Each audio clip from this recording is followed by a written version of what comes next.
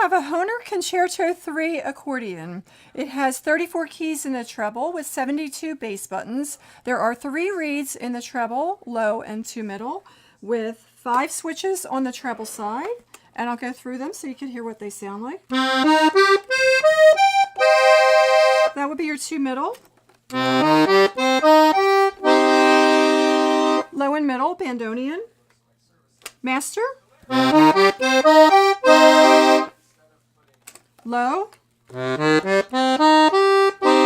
Bassoon. And finally your clarinet. There are 5 switches on the bass side with 2 switches on the bass, and this is what the switches sound like.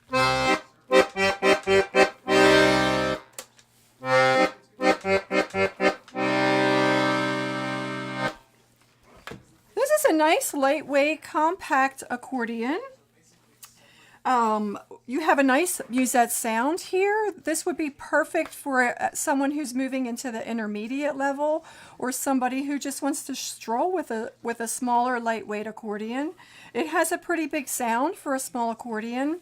It has a beautiful gold grill. It's a very classic looking accordion with the gold trim on the bellows, the black and gold.